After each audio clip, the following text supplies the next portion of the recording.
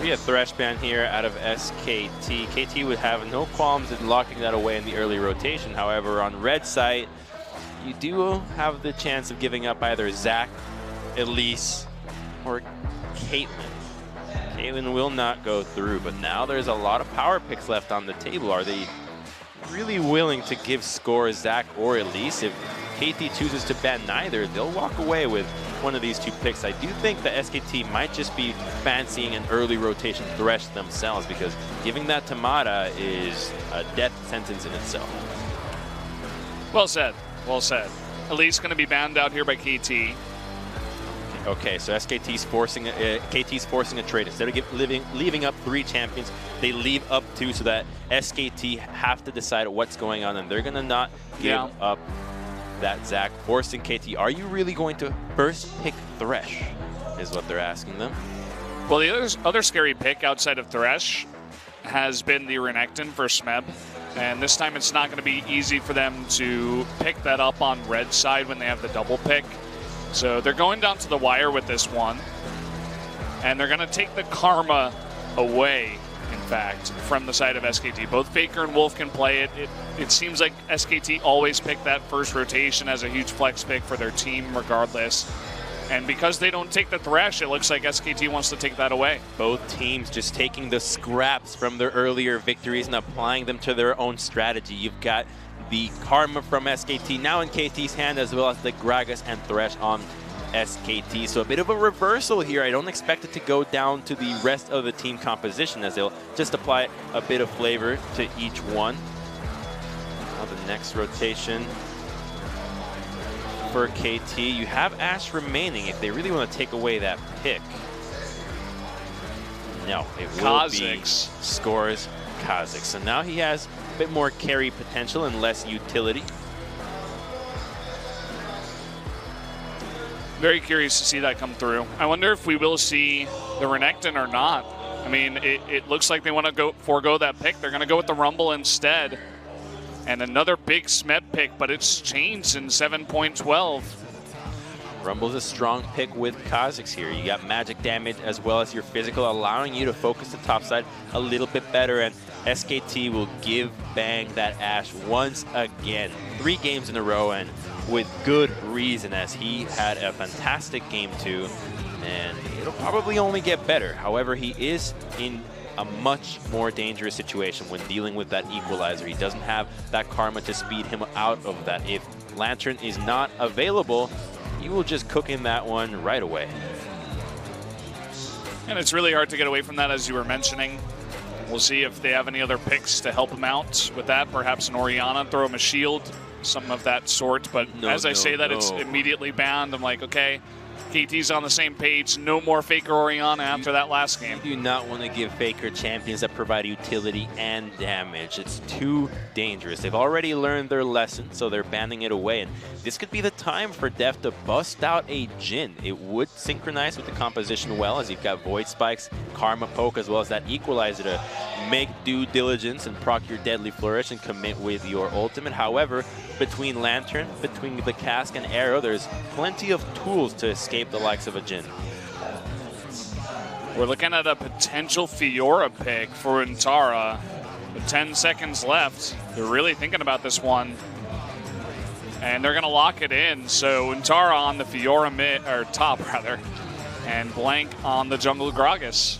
A different flavor for SKT this time around. They will have that winning matchup as long as the game progresses and Fiora does not fall behind. However, between Kha'Zix and Rumble, that repose doesn't offer too much when it comes to escaping their jaws. And there it is. It's that Jhin, and Zyra might make some sense here. Yep, there it is. It's going to be that Karma into the mid lane. So a composition for KT that completely wants to kite away and kill you from afar, whereas SKT can engage hard, can split push, and if they lock in this Corki, they can just go and burst you down and escape everything that KT throw at you.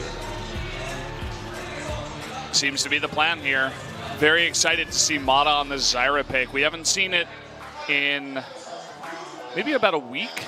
This Zyra, I mean, it comes out every once in a while, and of course it always draws bans against Core JJ, but looking to be a playmaker once again is Mata. on a different kind of pick. No Lulu this time. Of course, the Thresh was taken away. Mata playing his third unique champion of the night.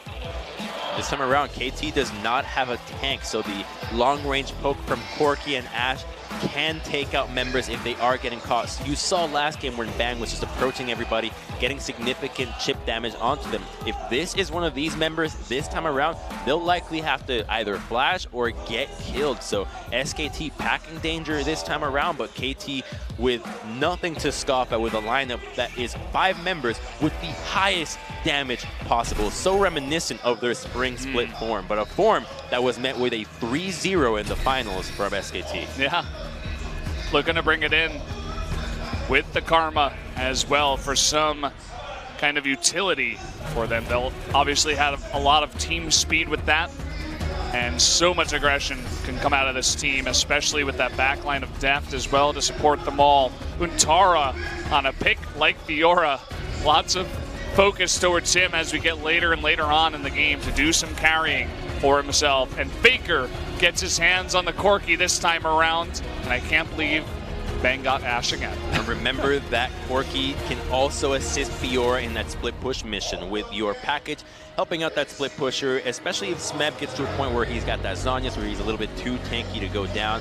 He will have that assist. And let's do it. The chills begin, guys, and looks like we actually will have a short delay as there was a pause. Not sure what the issue is. We'll let you guys know as soon as possible. All the pauses for summer have been quite short across the board. Hope I didn't just jinx it, but I wouldn't expect this to take too long. Apparently, Wolf wants a new chair. So that's the issue, guys. Shouldn't take too long. Wolf needs a new chair. I didn't know you could ask for that. Can I have a new chair? No, my chair's pretty cool. Pretty good. Man, maybe it seems to be a problem with the armrest. That's what they're looking at. Well, comfort is key, so anything that the players do feel that is not right, not fit for them to go into this third game, that just means so much, is absolutely warranted. A game of this much importance with so much on the line, because I mean, we talked about how hype it is, but what does it really mean for the standings, right? These two teams are up at the top with Samsung 7-1. One win over another top team will get you just that much farther ahead and in that much better seeding as we get towards the end of summer split. So it's worth so much in pride, but it's also worth so much in terms of points. And guys, we are ready to go. Game number 3 has loaded up. The pause is done. We got him a new chair. Let's jump onto the Rift right now for SKT versus KT, game number 3.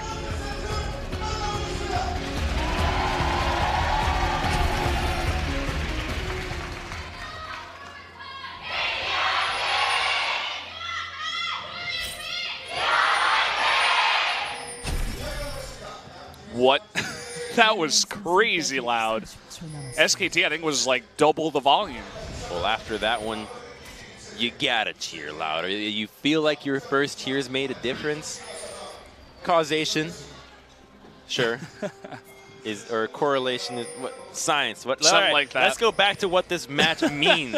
It's about purpose for KT. It's a team that was built to beat SKT. It's like knowing what you want in your life. Your dream is right there, and being able to achieve it, which just means so much to the members of this team and the entire KT organization that has been battling with SKT for so many years across so many esports. And it comes down to the wire in this best of 3. So far, mirrored start, so looks like we're going to have some calms before an expected storm. Excited to see Deft on this Jhin. I mean, we've seen him and Bang on crazy amounts of different carry 80 carries, stuff like Ezreal, I think Twitch, even, you know, Kalista for Deft. But this time it's going to be the Jhin, or that backline, the siege type, with the help of Mata, who will be up in the front or providing some help with disengage if need be. And sorry guys, but we have another pause. Maybe someone else wants a new chair. Hey, if you got a chair, could I get a chair too? SKT paused. That's what they want. They want another one. We're just getting teased here. Can I have a new phone? Like, I know you guys sell phones.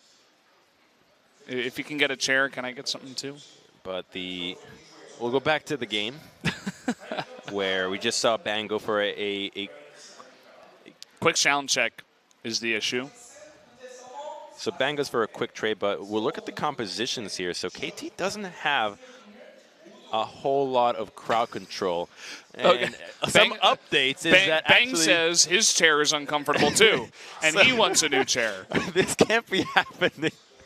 Are you kidding me? Are we seriously going to replace everyone's chair? Chair issue. Are you serious? I told you this game would have everything. What is...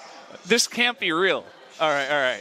Let's ignore the chair issues. If everybody wants a damn chair, we'll give everybody a new chair. There's plenty of chairs around. But the composition that KT has does not have a lot of crowd control.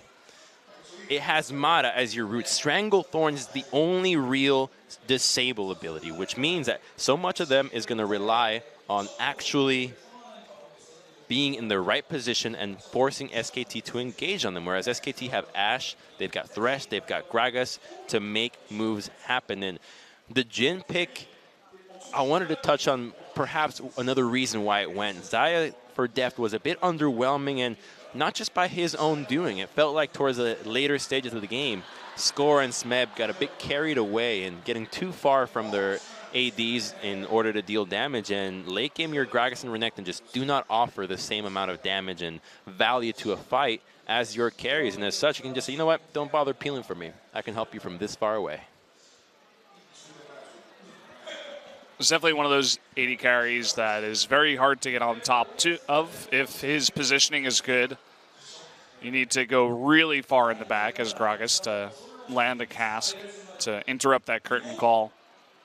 And he's going to use that curtain call from an angle that is behind his teammates so that he does not get hit by an Ashe arrow. Mm-hmm. So the sound check is done, and I think I heard that we won't have a new chair. Yeah, we're not going to have a new chair for Bang. Sorry, Bang. Only one extra chair. All right. I'll play with this chair. Fine. Let's do this. I was looking at Antara thinking he was thinking about getting a new chair too. Would not like that. You can see that Flame Spitter does do a nice chunk of damage now, even at level 1. The added damage with the longer cooldown. I'm not sure on the math on it, but I believe a Danger Zone Flame Spitter would do more damage, so still a bit of a nerf. Yeah. Now it's more casual friendly, perhaps. You don't have to manage that heat as meticulously at the level. Oh, the Ignite going down. Mata already getting low, but that will not net a kill for that bottom lane. Didn't blow any summoners themselves. Remember that they did sacrifice some of their laning power by going to the lane late, not even bothering setting up plants in order to get Score ahead. Normally you see Zyras that would want to start setting up some plants down there to start getting some lane advantages, but they gave that up willingly to allow Score to farm away, and so allowing him to take over the early game isn't such a bad idea considering how impressive they have been in Game 1 and Game 2. Take a look at the jungle paths here. It looks like Score, actually, level 4, is looking to run straight into Blank with that isolation. Actually misses the W, so can't follow up. Blank's going to body slam to safety. All that nets is the Scuttle Crab for Score. Both junglers now are aware of their following route. Looks like Score is going to be going towards that Krugs, where Blank is going to his own Krugs as well. And with a control ward, can likely expect that control ward to be dropped in either the Pixel Brush that is being pinged in the area right now, or in the entrance to the red side, so that Antara does not get surprised by a behind the back gank from Score. Bon really pressuring Faker in the mid lane. You could see Faker went with the Dorn shield once again. Just trying to get immense sustain in this lane. It's a mirror matchup, but last time around, Pawn that was playing Faker had that teleport himself, as opposed to the heal that Faker is now carrying.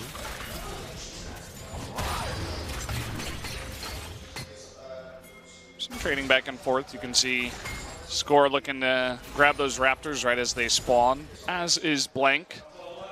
It's very mirrored in that sense. No real advantage going either way at this point in the game. Too early.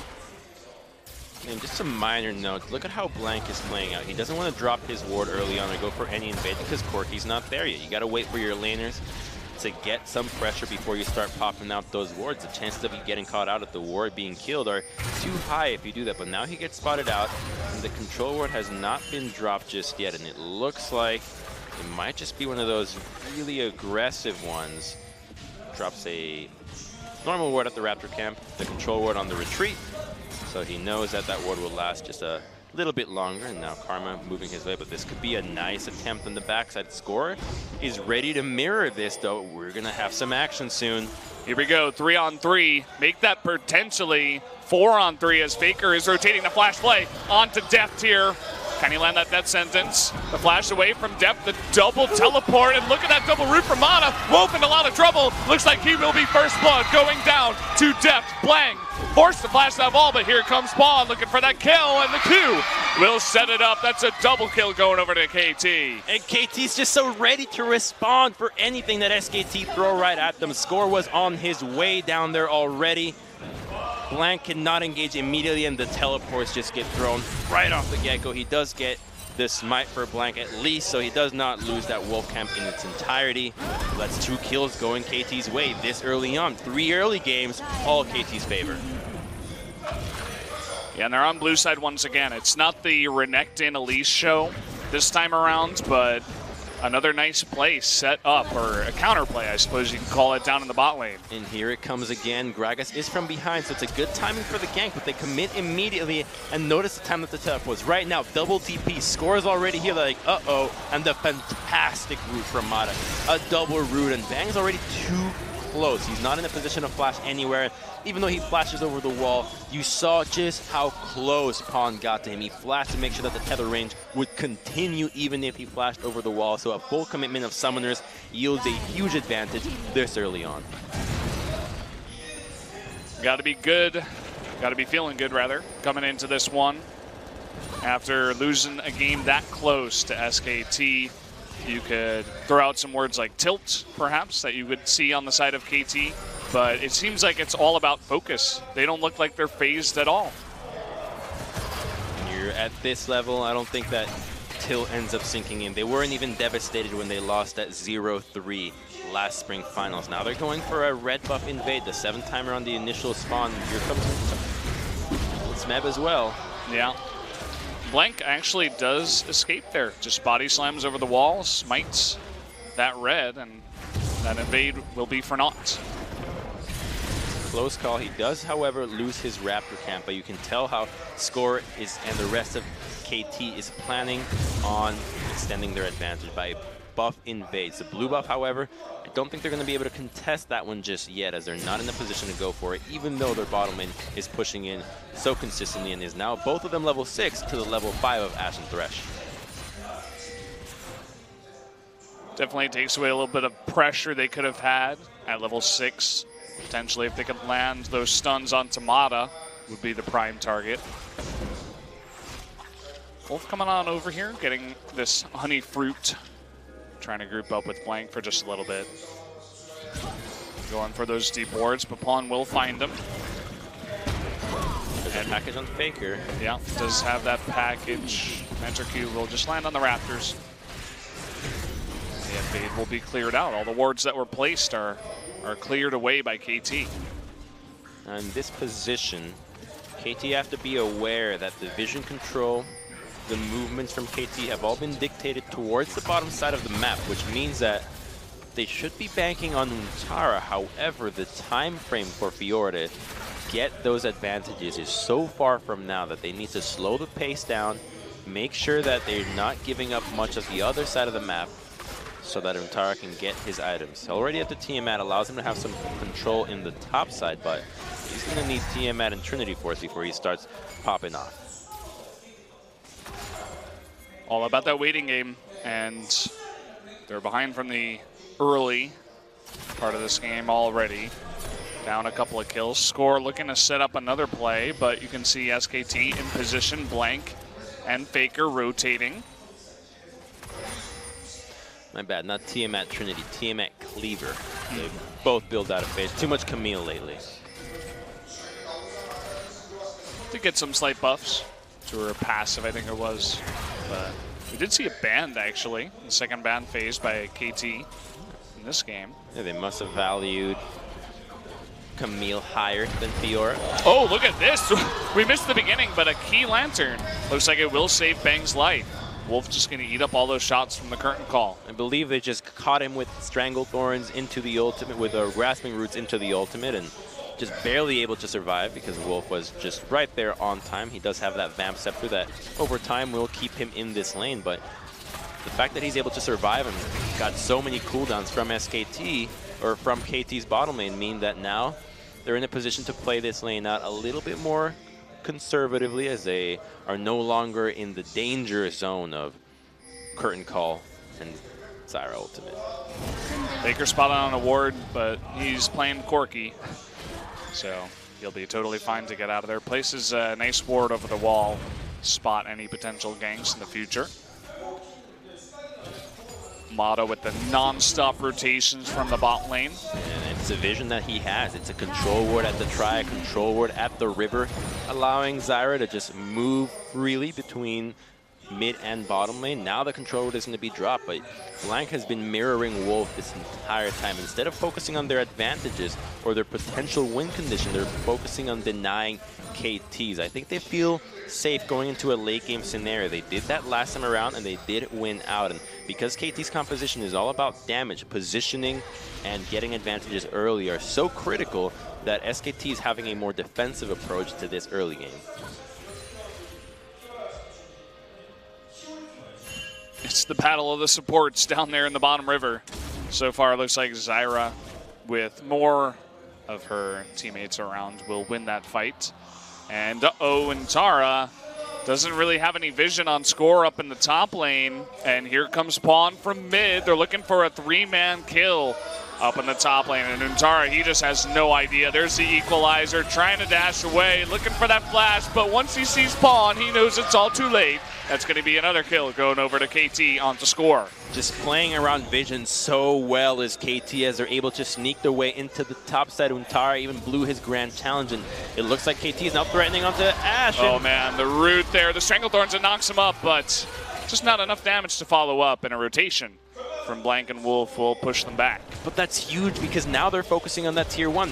Untara can't teleport. They're trading first brick for a Cloud Dragon. SKT just trying to trade anything on the map, and unfortunately the RNG is not on their side, and Ashe is forced to just sit under turret once again. They do blow out a major cool tease in a position where the gold advantage is already on their side, which tailors to this composition perfectly.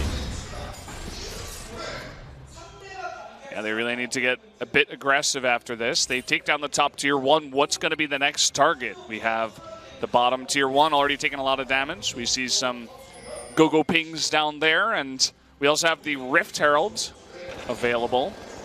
Saw one ping over there. SKT having a nice bit of vision around that side of the river, and it seems like they're just going to sit in the lanes for now. Smeb doesn't have his ultimate up. He's 30 seconds before they start making any 5-man moves on the map. The next dragon will be an Infernal, so about 5 minutes from now, we'll see some battle around that, especially on the side of KT. That dragon would be huge for this composition, and that's one of the benefits of going with these heavy carry comps. If your dragon luck is on your side with Infernals, then the value grows exponentially, whereas a composition like SKT's that's got 2 champions that don't benefit from it would not gain the most out of that objective. Okay, Faker with the package, extremely fast with the scanner, trying to make a play potentially. Decides against it, finds the control ward. Will just back away. Blank wasn't really coming with him. He was trying to get some vision down towards the Raptors in the meantime.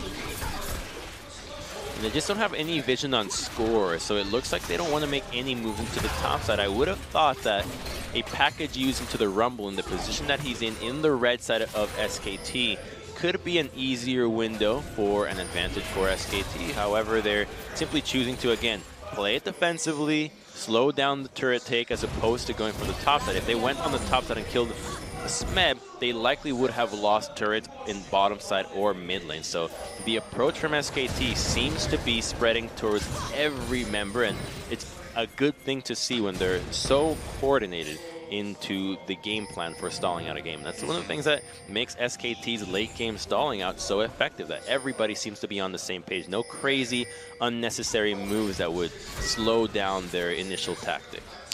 No making the top lane getting caught, none of that. They're so good at just controlling the pace of the game to what they need. Wait a minute, they just got the Valkyrie and now he has flash and heal, but he's playing so defensively. For it. Yeah, he knows. Nice read from Faker, even gets the farm because, again, he's playing Corki. So nice read there. Looking for a hook. Wolf not going to land that one in the darkness. Faker and Blank now caught up in mid. Score going to jump onto Blank, and they're all just about disengaged. They don't want to go in. The arrow's going to sail wide. But again, it just looks defensive. Root is going to miss. Wolf, though, will get locked up by the Deadly Flourish, but KT not able to fully engage. It's the composition. If SKT chooses not to engage, KT need to go for a tower dive. It's the only way you can lock the members of SKT down to a certain location. Otherwise, they can just walk away with Valkyrie, with Lantern, with Body Slam, and as such, there's an attempt onto Faker. Oh, look at that burst damage. Gonna chunk down Pawn. But Faker getting away with the Valkyrie. Seems like he had a good idea. That Score was nearby. It was just fine. Yeah, SKT just gets to decide when fights happen in this composition. As long as they clear out the wave and they don't let themselves get shoved in, KT need to reevaluate the way that they approach these fights. 2 minutes is going to be the timer until the Infernal Drake, and if they can get some serious vision around this objective, they can force SKT to fight around this one. And if SKT want to take this to the next level, they could even give that objective up. Would it be wise? Perhaps not, but it's definitely a possibility considering how they have been playing the last 10 minutes. Next level passivity, Samsung level passivity. It's intelligent passivity. It's not unnecessary. It's reading the game. It's 3,000 gold down. It's understanding that KT does not have the tools to force them into a fight. It's like the martial art where you simply choose to fight only when it's in your advantage, and that's what they're doing. Trying to reach that next level, as I was saying, and pushing this one in. The bottom turret is extremely low. You can see the full rotation. 4 members of KT, even Smeb up in the top lane, making his way down. Looking for more damage. They want an extra turret. Not going to get it on this wave. Perhaps on the next one. See, Blank is nowhere nearby. He's just doing Raptors. Hanging around mid. And it's a good total shift for KT. Notice how the jungler moved down, the mid laner moved down as well, and as a result, Smeb also rotated from top to mid to be in a better position to assist if anything were to happen into the bottom side. So they're trying to make moves happen as a team, getting ready to respond for whatever SKT throws at them. You can see Faker's farm in this game. He was the first to get over 200. He's just been so safe on the Corki and essentially just sits there as Pawn pushes into him. And he already does have that Trinity Force completed. Looking at his Zeal going next.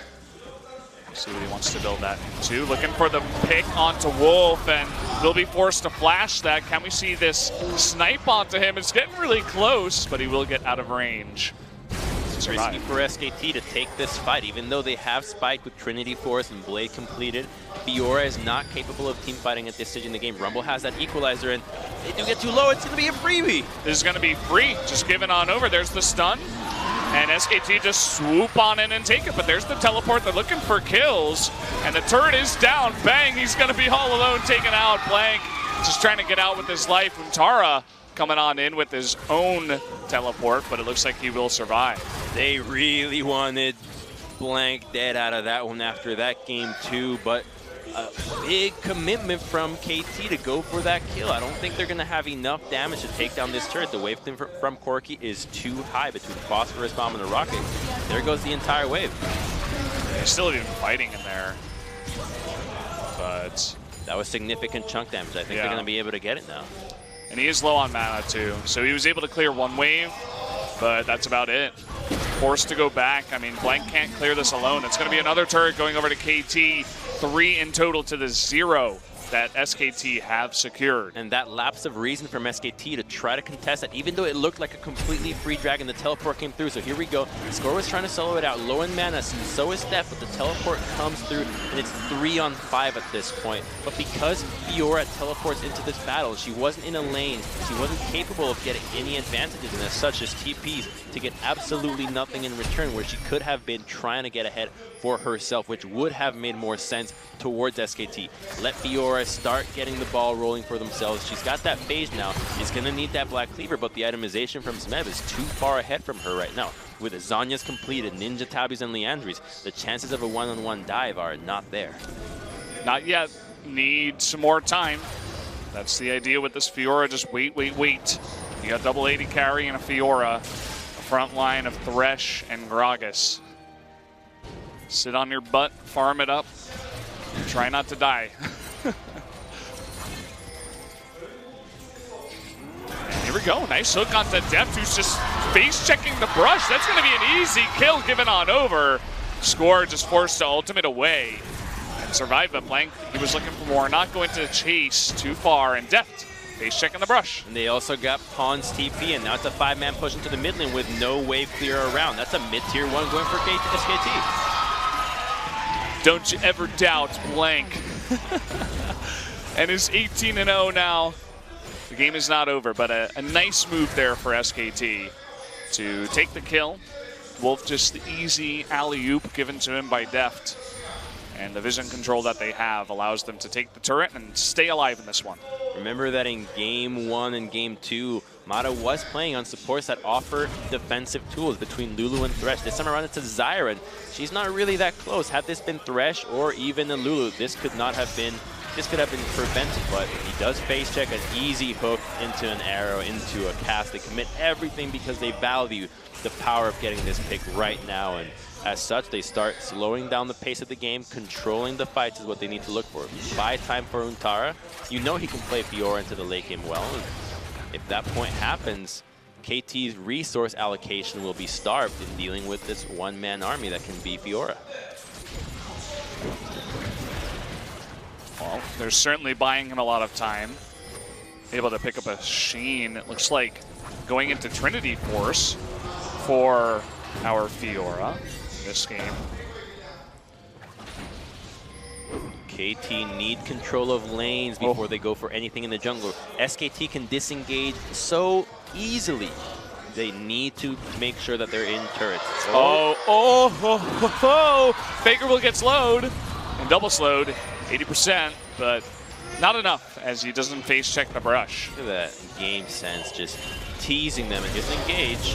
Wolf and Blank just running on by. They're going to get equalized straight up, and immediately Wolf going to go down here. Blank is going to be tethered. That's a double kill going over to Smeb now on the Rumble. That's Big Baron. Mistake. That's Baron. They can easily force a Baron here. Untara's team fighting is not going to be present. That's just a Fiora. They can choose to bait it. They don't have full vision denial, but they are going to start it. Here are the pings onto it. SKT can't respond. Oh, that's huge. That is gigantic. I mean, they saw the two members there and they decided to walk up. I would like to take a replay look at that and see exactly what the thought process was behind it, but that's going to be huge. As you mentioned, the Baron going over to 5 members of KT. Exactly. What prompted that decision? So they're trying to clear out some vision, but they had seen these two guys topside before, and flashes are available. But a beautiful equalizer means that they can't just go anywhere. He doesn't even get to click the blast cone. He's struggling to find it amongst all the pineapples that Smeb has laid out on the floor, and ends up dying as he cooks on the equalizer. Oh, and actually, he is going Trinity Force Fiora. Yeah. There you go. Yeah. Oh boy, Faker. He's going to get tethered here, and there's the deadly flourish. Look at that burst coming out of the Karma. Forced the flashing of the Lantern, but he does go down. Oh, man. So much used by SKT to try to save Faker, and in the end, he still gets taken out. And SKT is just falling apart here. The game plan that was so apparent in the laning phase is no longer there. Now that a couple of picks have gone KT's way, a 4,000 gold lead has been built, and it will continue to grow. Next Dragon is another Infernal, and they have Baron to keep pushing for these tier 2s in top and bottom. Yeah, they're just securing as many objectives as possible after getting all these picks. And Tara just looking at Smeb and saying, okay, you can have it. Looking towards now the extreme late game to try to come back in this one. One more wave and this tier 1 will go down. Notice how Gragas and Corki are dealing with the wave topside. Thresh is already trying to provide assistance between those lanes, but it's far too late. The turret has gone down, and an easy transition for the next objective. Smeb alone, trying to go 1v4. He is doing a lot of damage to Blank, though, and he will definitely survive after that. The equalizer, bang, getting crit on the back of it. Slork going in, once that solo kill on Uintara. Not going to be enough, but look at all the HP of SKT. Almost taking out Uintara on the backside of that. Doesn't look like they want to come in anymore to get any turrets, but almost getting a couple of kills. Had there been minions in that push, they would have been able to even break down the base. So luckily for SKT, no minions in sight, so KT just walk away with no casualties on either side. A blue buff steal and now an Infernal. This one's going to make a difference. That's that huge Infernal we were looking for KT. They still got a minute left on the Baron, too. They can definitely head back, buy some items. Void Staff now for Smeb. Control wars, that's where it's at. Items, wards are everything that matters here. Smeb, sell that D shield. Let's see some vision on his side, but he's not doing it. Everybody else is enough. 4 wards is a pretty good number, but you always want to have 5. Well, they're looking to push with this Baron buff as long as they still have it. Get as much pressure. Maybe go mid into a rotation top. You can see that Pawn is pushing top lane already. They're kind of just ignoring Uintara, saying, okay, go ahead and farm. You know, try to get 3 items, 4 items. It's fine. We'll get more objectives and get further ahead. Exactly. He's not yet in a position to dive Smeb, and that's good news for KT. Oh, the Engage, though, they're going to find Deft once again. Deft just getting a little bit too close to these unwarded brushes, and here comes Uintara. Not going to be able to catch score on the back of that one, but Blank, he wants more. Trying to get that stun, but in fact, he is the one that gets taken down, but that is going to bait score into a hook. Can they actually get the stun with the riposte? They do! And Faker coming in for the cleanup. Oh my god! How does this keep happening? SKT just keep finding windows 2 times.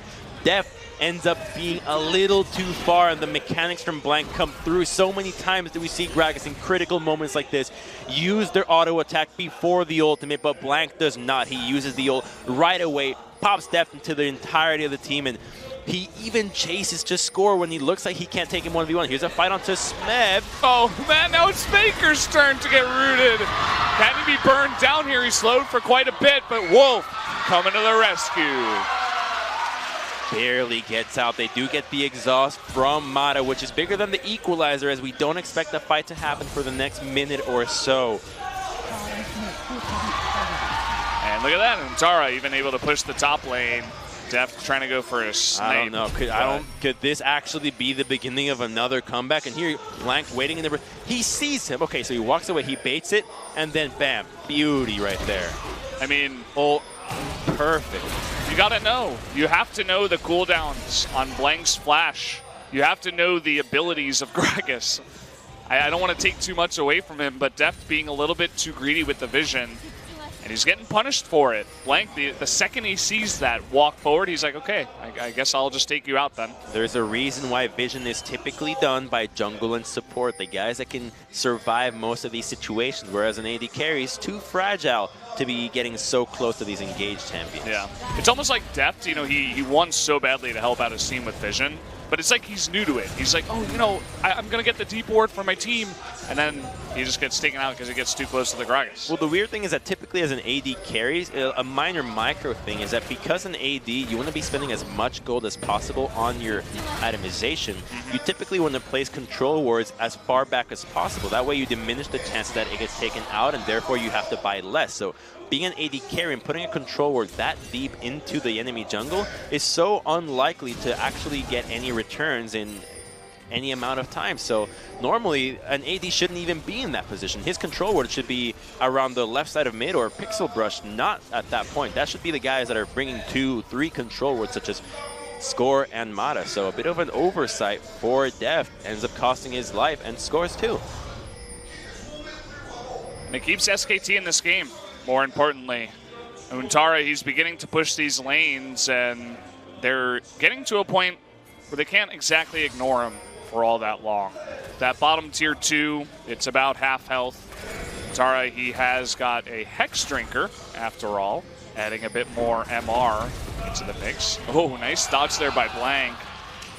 You know the plays that they're trying to go for with this composition. Poke into Deadly Flourish and then follow up with everything you got.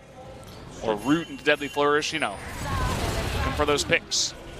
Trying to catch SKT in the jungle. Baron has respawned, but it's risky to start that Baron. Untara will be able to take down this tier 2. There's no response. Blank, he gets rooted, but nobody's in position. Down goes the tier 2, and slowly but surely, SKT, they're catching up in gold. Only about 2,500 behind, and they have double ADC plus Fiora. Okay, trying to come from the top now is Score with the big slow. But again, no follow-up. Slowly the curtains on the Fiora show start going up. Now she's going to be in the top side, clearing out the wave, getting even more minions. So very obviously they're funneling farm onto Untara. Instead of having him go bottom side and wait around, they're sending him top. Get as much gold funneled into this champion. They know that even right now, KT has not put an answer to this Fiora. They have just let him farm and have Rumble catch minions under turret. He's now currently farming at the tier 2, and Corki stealing a red buff. Stealing the red, Willie head bot. Yes, he's going to take that blast cone. They're looking for the catch onto Untara, but that's not going to be it. He's going 1v1 versus Smeb. This is the real action on the Rift, and Smeb's going to be taken out. Faker with the big rotation in the bot lane is going to open it wide open. That's huge. That's a minute cooldown. Ooh. That's a minute death timer onto Smeb. They had no idea that Corki was stealing that buff. He snuck out through vision, and that means Infernal gets to go to SKT's way again. Oh, my bad. Never mind. Whoops, got too ahead of myself. It's a Cloud Dragon, but it's a dragon. Yeah, happened to me too on the replay monitor. We're getting too hyped with these on dragons. The Observer, they're all red. Who doesn't want a dragon? All dragons are red on the inside. If Harry Potter wants a dragon, everybody wants dragons. Very true. They get another one to add up to when eventually they do get the Elder Drake, which is the main point here. The Cloud is going to make it so they are even less susceptible. Deft, please stop doing this to me, man. Stop going so close to the Thresh. Just playing with fire and no QSS in sight.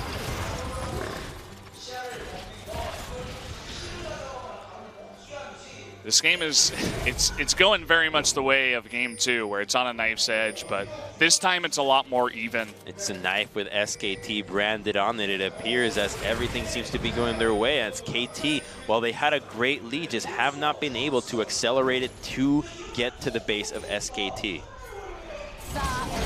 Oh, they're starting the dragon. There's no vision, but coming on in, it looks like they know, and so KT will have to back off. That's desperation right there. They had one control ward, no access onto mid lane. They're getting desperate. They have no idea how to crack SKT. Their defensive formation has been too much for them to handle right now. Without their ability to go onto Untara, they need to just group and make plays happen, but the itemization on these ADs is so advanced at this stage in the game that they're going to need luck on their side if they want to make these fights go their way. And now they're chilling mid. They got Rumble, and the arrow is going to hit Pawn. Can they actually get the cast? The answer is no. But again, look at bottom lane. They're trying to engage so much, they're opening up the curtain call. Meanwhile, they're losing a bot inhibitor. What is going on? Untara going to be able to take this out. SKT getting a huge lead in this game now. And now they're dancing them around. They're going to force a Baron here, and KT have to respond without ultimates. TP coming in from Fiora is not going to be delayed, and 5 members of SKT rotate on up, and the Kings of the Rift are taking it back after game number 1. A huge set of plays from SKT. And I can't believe that this could really be Blank going 19-0. Sure, his stat record is impressive, but it's the entirety of the team playing amazingly around each other. They knew that Untara was the win condition ever since they fell behind, and while they did make some mistakes, they recognized that KT was unable to close out this game to get the vision that was necessary, and the advantages that they got out of their composition early were there. But to close out the game, they just have not been on point. The picks that have gone on to death that were both his fault and SKT being proactive have cost them so much that now, 35 minutes into the game, SKT with Baron is set to start cracking some turrets and maybe even more inhibitors. They've got the gold lead. They have Corki, Ashe, and Fiora. And I think the KT, they're going to need to stick to that pick idea. Try to find someone, get a weak member on the side, take them out, and then follow up. Bang almost gets Deadly Flourish there up in the top. Not sure if they could have really gone in, but this Corki is getting out of control too, beginning to do nearly as much poke as the AP Karma in this game. But for a team with no disables, and actually, yeah, so it looks like the double rapid fire cannon must just be the build for Jhin right now, but for a team that has no ability to catch you out and really lock you and get you killed, there's already QSSs built on the side of SKT. How the hell do you actually get anybody now that they're so fast? Their itemizations are there, double Cloud Dragon. You just have no chance of locking them down and getting any kills. Look at how meticulous this push is. Slow and steady is the name of the game for SKT. Taking 0 chances. 1 poke, and you get lanterned out. Here it is, the TP. Okay, the TP coming in from behind, and Blank a little bit forward. There's the curtain call. Who they go for? They go for Faker first, but Blank all alone there on the left side is going to be taken out by that crit. And finally they get something, but look at the top lane. Untara taking out that top turret. Doesn't want to go down though, is not going to commit to the inhibitor. He is on the run. Oh, reposting that Deadly Flourish, trying to just run away as much as possible. The Baron minions are going to help him out, and he will survive. And SKT get a red buff in return out of this, and while they do lose a pick, the big thing is that they got the teleport out of Smeb. The only way that KT could legitimately get a serious engage is now off the table. SKT can rinse and repeat, and now they don't have to worry about Smeb flanking these ADs with a equalizer. The rapid fire cannon. You poke that turret, and 1 by 1, the bricks fall down, and the turret will fall afterwards. Okay, who the hell knows what is up with the Jhin builds now? He just sold the second rapid fire cannon for a static. I thought this was the build, but he tried the double rapid before. I'm going to stick by it. I think this has to be it. You don't just double down on your items. That's not a D-ring. It's not really not a even thing anymore. We're past that age. I don't know, maybe he wants some more wave clear to deal with the push coming in with the static Shiv instead, decides against the second rapid fire cannon. Maybe that's usually the build. You gotta think these guys know what they're doing.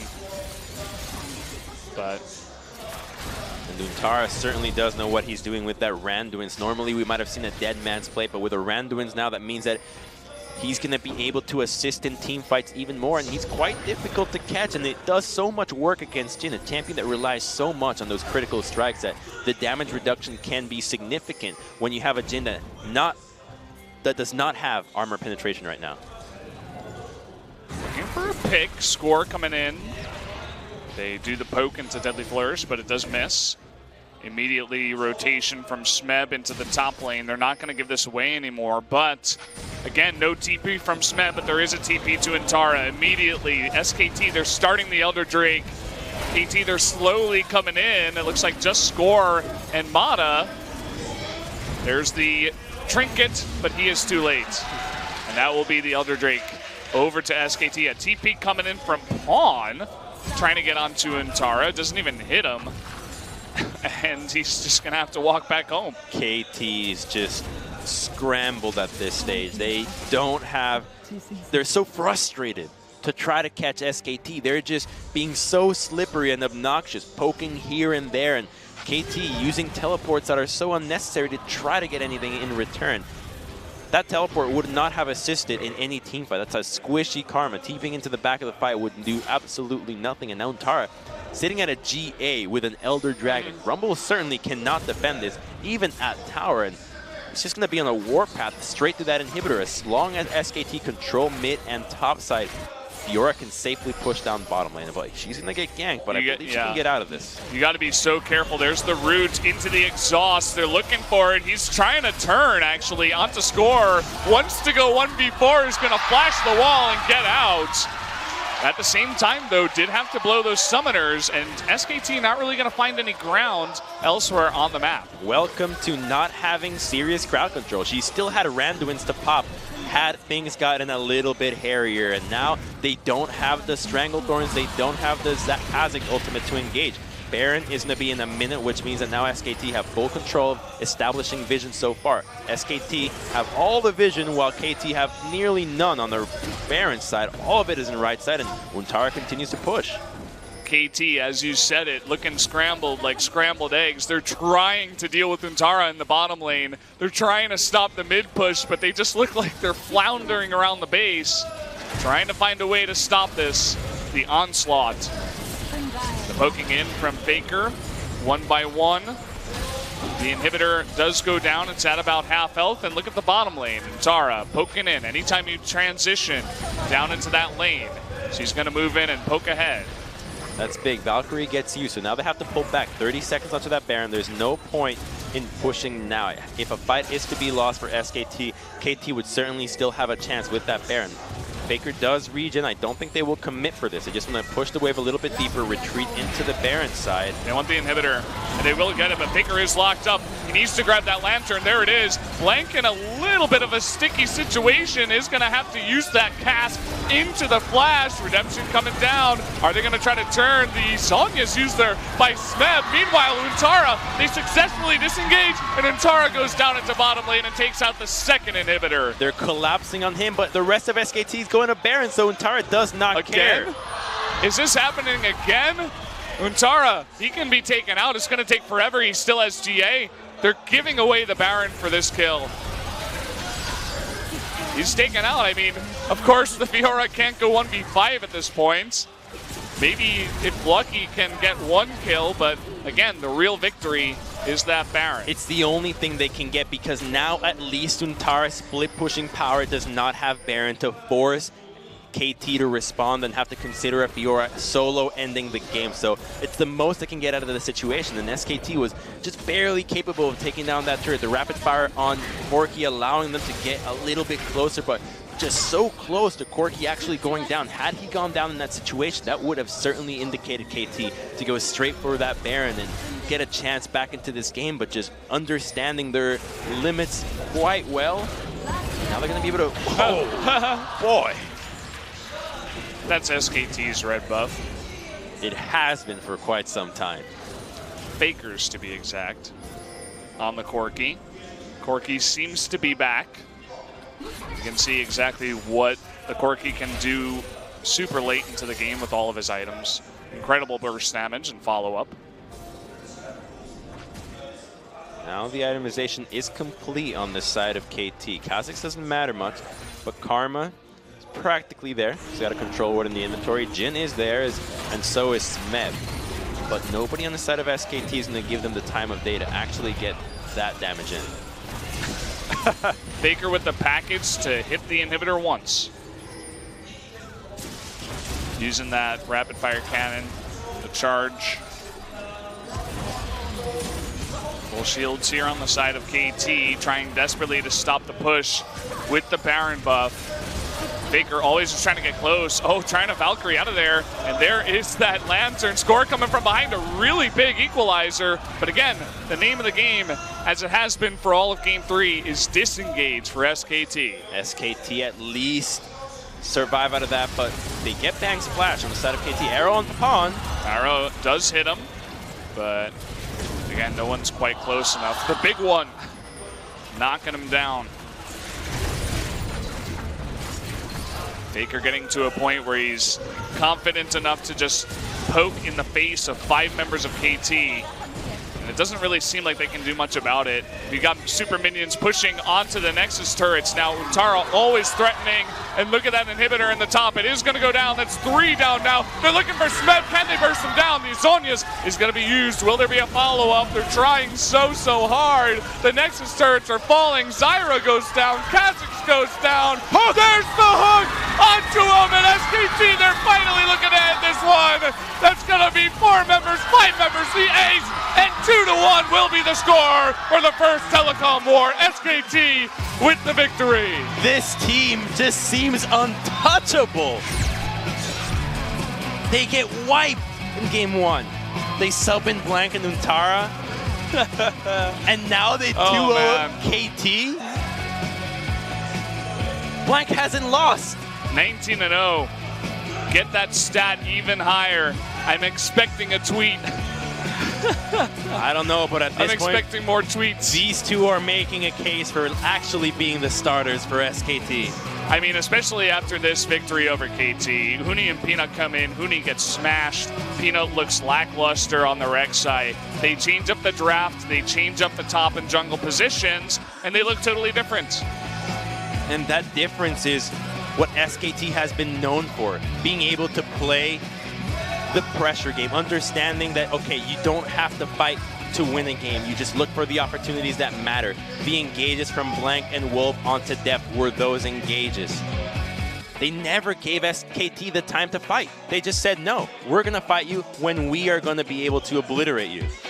They did so 40 minutes in, and they win the game. The Kings of the Rift, as I said before, they remain the Kings, at least now.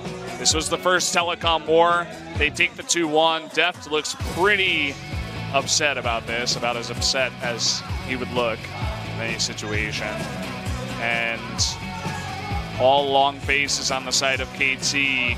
Frustration, no doubt, in the minds of all of them. It's like, can this be real? They were so close to smashing SKT 2 games in a row. I mean, the beginning of game 2 looked like KT's game again. And they even the beginning of game 3. Yeah, I mean, from this play that you're talking about right now, the double route into the double teleport, it's like, okay, I guess maybe KT is actually going to win this one. They killed the bottom lane. They got so many advantages out of this one. But SKT just played so well. And here's another one where it looked like, okay, this is going to be good for KT. They got a couple kills while they overcommitted. At least Fiora didn't go for it. And another one that's like, okay, another play for KT to start snowballing this matchup. That crit shot just ending Faker's life. They had a Baron at this time. Nobody died out of this play. And because the Phosphorus bomb from Corki was able to clear out some of the remaining minions, wisely so, was now KT unable to push for that base, and that's all the damage they ever did to that mid-tier turret. That was the closest KT got. Then the game turned on its head. Deft gets caught again, and SKT just continue getting stronger and stronger. We saw Untara push tier 2 before this fight. I think maybe shortly after.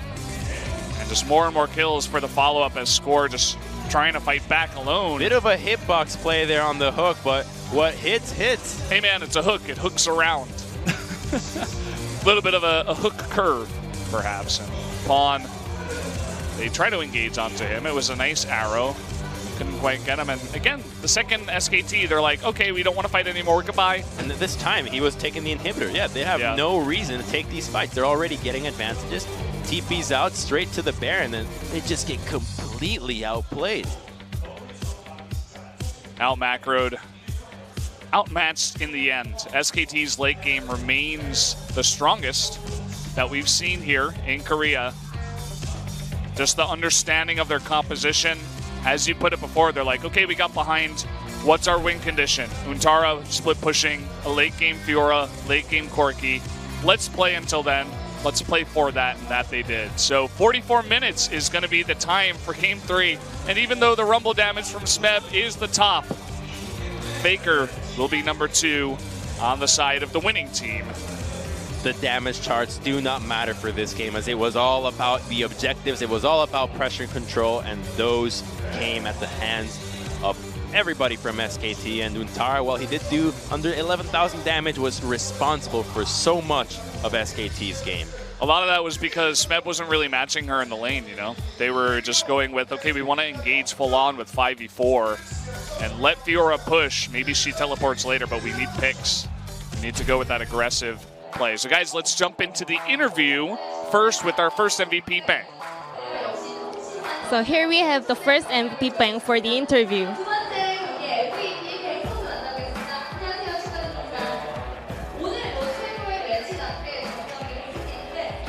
It was the greatest match of the summer season. How do you feel? I think it was fun. So I was the one who playing the game. I felt it was really exciting. Well, I did get nervous before the match, but yeah, I kind of enjoyed it.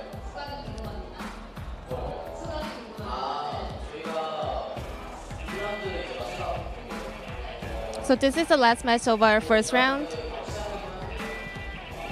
So really want to make a nice end to begin the second round really well. So we prepared for it really hard. And I feel really happy.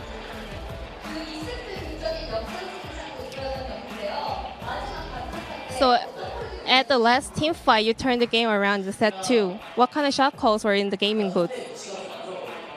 I think the KT Rolster positions were really that good. I thought they were trying Baron, so I was seeking for a position to put my damage, and I think I found the right position, so I think that's how we won the whole team fight. Then who would you like to pick for the MVP? I think Untara or Faker. So let's check out the second MVP. Well, I guarantee you guys it'll be one of those two. So let's see who it is. It's going to be Faker, 5-1-1. Doesn't tell the whole story. Well, the whole story is in applying pressure. You gotta watch this game. You gotta watch the entire series to truly understand what went down. This was just the beginning of so much of it. Sneaking into the red side, stealing red, soloing out Smeb when he's pushing, and ever since then he never wanted to go back to the bottom side. Look at just the damage from that rapid fire hitting far. So here you have Faker. So how was today's match? I was really nervous since it was really an important match. But it was a close match, but I kind of like it. How did you guess that MVP would be Faker? So we have a kind of rough game in the early games and mid, but after Faker playing outperforming in the late games, we had time to get more money and more goals. So yeah, I think Faker was the main player who earned us time.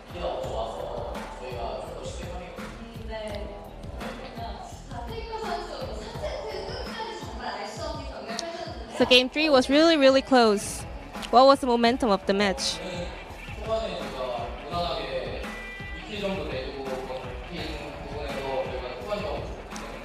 Well, at the beginning, we gave them 2 kills, but we thought our composition is better in the late games, so I thought we could win for sure.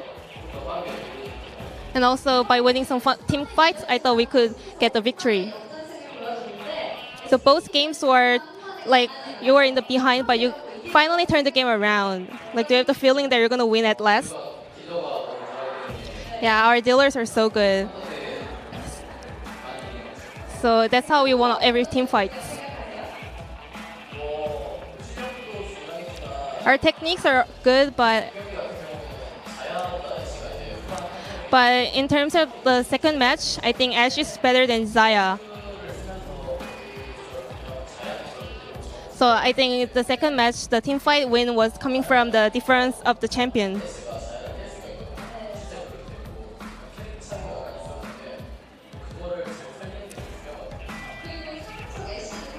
And you picked Ash for 3 games in a row. What was the reason?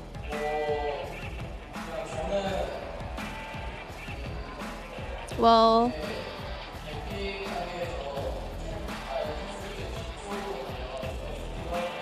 Well, I prefer to stay back in the team fights. Then the most appropriate champion is Ashe, so. And in the overall competition, I think Ashe was the best AD carry.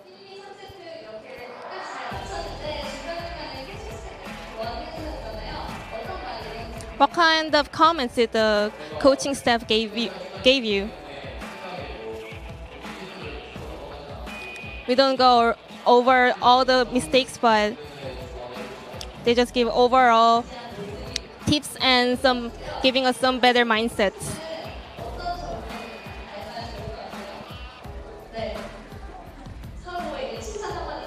So compliments for each other.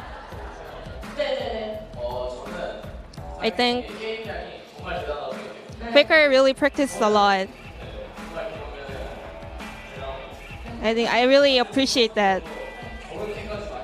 As a same pro gamer, I think it's impossible to play and practice as much as him.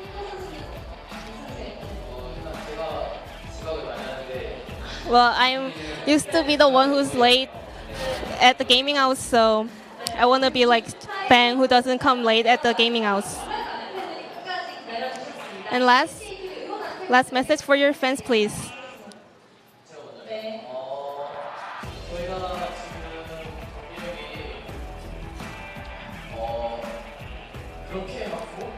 I think our performance is not really that good. It's not perfect yet. If we maintain this form in the finals or in the Worlds, it will be really rough for us to get more results. So we're going to try hard and practice more for better performance. Thank you for your love and support.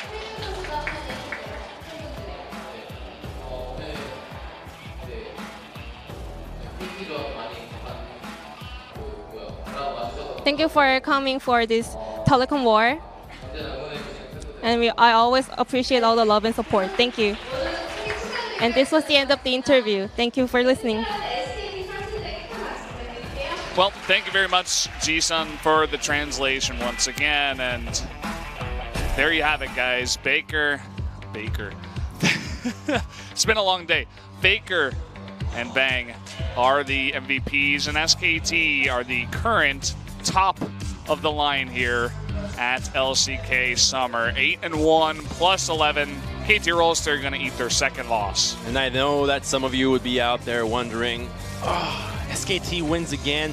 Screw that. This is a cause for celebration. A team that has seriously reached this pinnacle of consistent top performances, and most amazing out of all of it is that they still remain humble, that they still must practice harder to reach perfection. They're already on a war path to another level that others can't even fathom, and that's a cause for celebration here. SKT being able to take out KT in impressive fashion means that it's just so heartwarming to see this kind of league be played. Yeah, these guys, I mean, even you heard it from Faker, there were some mistakes that were made. We can go over the mistakes. If we fix them, we'll definitely be able to do better at Worlds. But at the end of the day, they took out one of the strongest KT super teams we've seen to date. And that is a big thing to do. I mean, it's pretty huge. A lot of people were predicting 2-0s for KT, 2-1s for KT. And SKT, they're actually able to take the victory. It's like SKT's the vampire, and KT designed themselves to be the stake, but it just doesn't matter at this point. They just have no way of being defeated. However, there are signs for SKT or for KT for hope. A bit of a different draft, different approach, but that game one stomp is significant if we look towards the future for when these two teams meet again. Is definitely going to give a little bit of information to other teams against KT, saying, okay, we probably shouldn't give Smeb Renekton and score Elise. I mean, that was the big combination that just really put it into that top lane against Huni. So I hope you guys enjoyed the Telecom Wars. It was a ton of fun for me and Crumbs. And we're going to see you guys next time here at Spo TV for LCK.